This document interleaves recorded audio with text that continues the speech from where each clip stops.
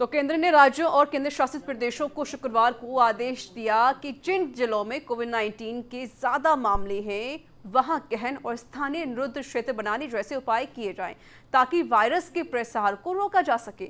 गृह मंत्रालय ने महामारी को देखते हुए मई के लिए जारी किए गए दिशा निर्देशों में देश में कहीं भी लॉकडाउन लगाने के बारे में कुछ नहीं कहा है। इसमें राज्यों एवं केंद्र शासित प्रदेशों से कहा है कि उन जिलों की पहचान करें जहां या तो कोविड-19 संक्रमण की दर 10% से अधिक है या जहां पिछले एक हफ्ते में बेड भरने की दर 60% से अधिक हो गई है।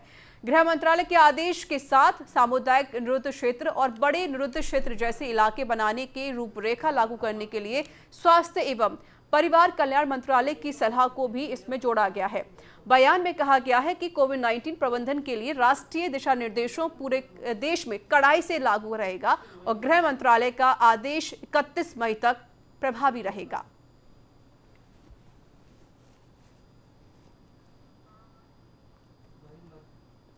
तो आपको बता दें कि गृह मंत्रालय की तरफ से कहा गया है कि जिन जिलों में जिन शहरों में ज्यादा केस कोविड-19 के आ रहे हैं वहां पर और ज्यादा पाबंदियां लगा दिया जाए और कोविड से ज्यादा मामले वाले जिलों के लिए ये नए निर्देश जारी कर दिए गए हैं। जिला में स्थानीय निरुद्ध क्षेत्र जैसे उपाय करने के निर्देश भी दिए गए हैं और केंद्र या राज्यों को ये आदेश दे दिए गए हैं। और जिस तरीके से लगातार केस जो बढ़ रहे हैं कोविड-19 के, इसके मद्देनजर रखते हुए सरकार अब सख्त हो गई है। इसको लेकर गृह मंत्रालय ने अब यहाँ पर कहा है कि केंद्र और राज्य सरकारों को ध्यान देना होगा कैसे इस कोविड की चेन को तोड़ना है। इसके मद्देनजर रखते हुए कई पाबंदियां यहाँ पर सरकारों को लगानी होंगी।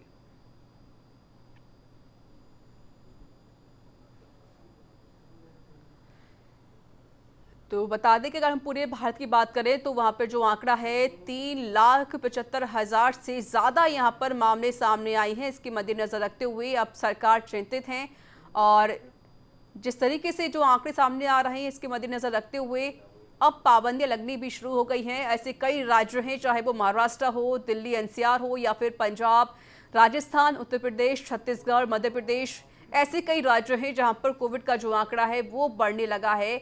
हालांकि सरकार की तरफ से पूरी कोशिश की जा रही है और बार बार जनता से अपील की जाती है कि जो कोविड की गाइडलाइंस हैं उसकी पालना करें और साथ ही साथ जो आदेश जारी किए गए हैं उन आदेशों का भी पालन करना होगा, तभी हम इस कोविड की चेन को तोड़ सकते हैं। और मेरे साथ जुड़ चुके इस पर अधिक बातचीत करने के लिए दिल्ली से ब्यूरो चीफ प्रशांत शर्मा। प्रशांत जी, कोविड का जो केस है वो लगातार बढ़ रहा है। पिछले 24 घंटे की अगर बात करते हैं तो वहां पर 3,80,000 से ज्यादा केस यहाँ दर्ज किए गए हैं। सरकार भी सक्रिय है और जनता भी बहुत ज्यादा परेशान हो रही है। फिलहाल क्या कुछ कहा गया गृह मंत्रालय की तरफ से? जी देखिए ऋचा जी, जो गृह मंत्रालय ने आदेश दिए उसके अनुसार सभी राज्यों में केंद्र शासित प्रदेशों में जिस जिले में संक्रमण की दर 10% से अधिक है या पिछले हफ्ते में वहां पे उपलब्ध जो बेड है उनके भरने की दर 60% से ज्यादा है, उनकी पहचान करके एक लिस्टिंग बनाने का आदेश दिया है। यानी कि उसके आधार पर देश में निगरानी हो सके एक सेंट्रल सिस्टम की ओर से, गृह मंत्रालय की ओर से, स्वास्थ्य मंत्रालय की ओर से कि उस जिले को कितनी आवश्यकता है या देश को भी और कितनी आवश्यकता है। इसके अलावा एक आदेश दिया गया है कि सामुदायिक कंटेनमेंट जोन, बड़े कंटेनमेंट जोन जैसे प्रावधान को लागू किया जाए, क्योंकि सरकार नहीं चाह रही है कि पूरे देश में लॉकडाउन लगाना पड़े, लेकिन कोविड-19 के लिए जो दिशा निर्देश हैं उनका पूरी कड़ाई के साथ पालन किए जाने के आदेश दिए गए हैं।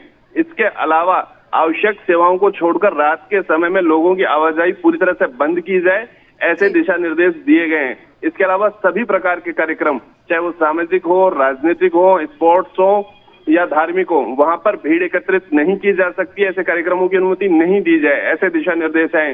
इसके अलावा शादी समारोह में 50 लोगों को, अंतिम संस्कार में 20 लोगों को अनुमति देने के लिए और सार्वजनिक परिवहन जो चलते वो 50% क्षमता के साथ संचालित किए जाएं और shopping complex, movie theatre, restaurant, bar, gym, spa, swimming pool पहले की तरह बंद रखे जाएं।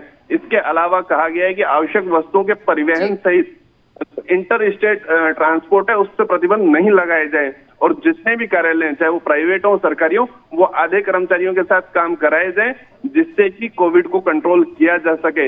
इसके अलावा कहा गया है कि बिस्तर, ऑक्सीजन, आईसीयू और एम्बुलेंस और वेंटिलेटर जैसी सुविधाओं को बढ़ाने का प्रयास किया जाए। कहीं ऐसा ना हो कि संक्रमण और बढ़ता जाए और फिर व्यवस्थाएं चरमरा जाए। जी ऋचा जी।